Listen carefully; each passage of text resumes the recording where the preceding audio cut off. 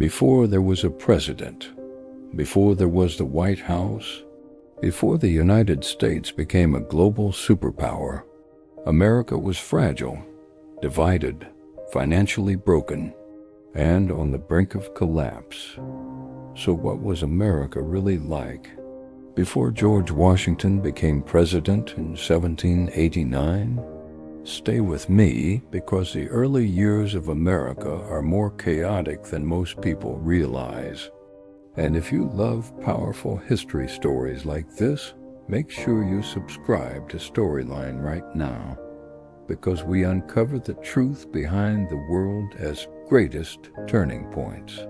Before the United States existed, there were 13 separate British colonies stretched along the eastern coast of North America.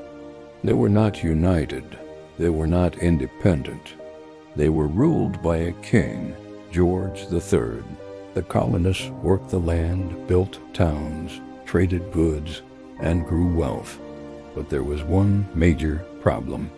They had no voice in British government, no representation. Yet they were forced to pay taxes to Britain. You may have heard the famous phrase, "No taxation without representation." Tensions grew. Protests erupted. Boycotts began.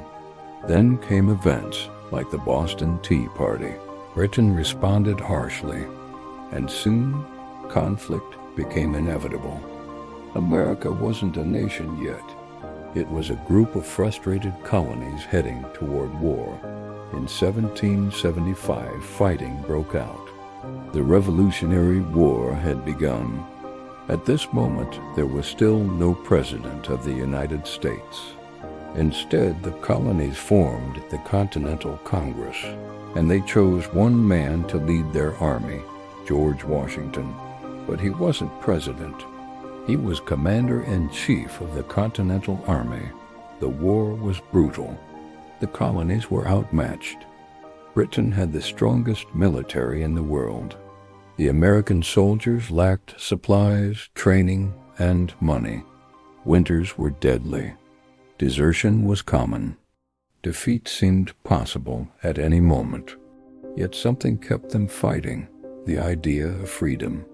In 1776, the colonies made a bold move. They adopted the Declaration of Independence. They officially declared separation from Britain. It was one of the most dangerous political acts in history. If they lost the war, it would mean execution for treason.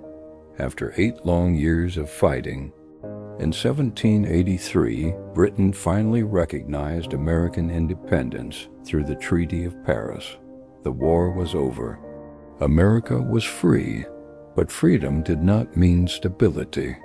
In fact, the real struggle was just beginning.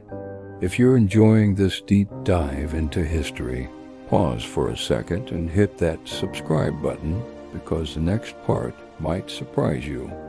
After winning independence, the former colonies created a system of government called the Articles of Confederation. On paper, it sounded safe. The states feared another powerful ruler, like the British king. So they created a weak central government. There was no president, no strong executive leader, no national court system. Congress existed, but it had very limited power. The federal government could not collect taxes properly, force states to follow national laws, regulate trade effectively, maintain a strong army. Each state acted almost like its own country. The economy spiraled into chaos. War debts piled up. Money lost value. Farmers suffered. Riots broke out, including Shays' Rebellion in 1786. Many leaders began to panic. They had defeated the British Empire, but they might lose their own country to internal collapse. America was free, but it was unstable, weak, vulnerable. Some feared it wouldn't survive another decade. By 1787, it was clear. The Articles of Confederation were failing. So leaders gathered in Philadelphia. Their goal? Fix the system. But instead of fixing it, they replaced it. They created the United States Constitution. This new framework designed a stronger federal government.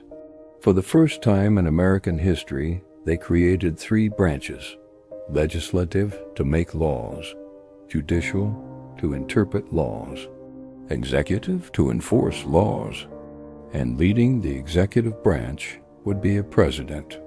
This was revolutionary. But one question remained: who could be trusted with such power? There was only one name everyone agreed on: George Washington. He was respected. He had voluntarily stepped down as military leader after the war, proving he did not seek power for himself. That act alone made him different from kings and dictators. In 1789, he was unanimously elected as the first president of the United States. And with that, a new era began. Before George Washington became president, America was a collection of colonies under a king, a war-torn revolutionary experiment, a fragile union struggling under weak leadership. It was not yet the superpower we know today. It was uncertain, divided, and dangerously unstable. Washington didn't just become the first president. He stepped into a nation that might have failed without strong leadership.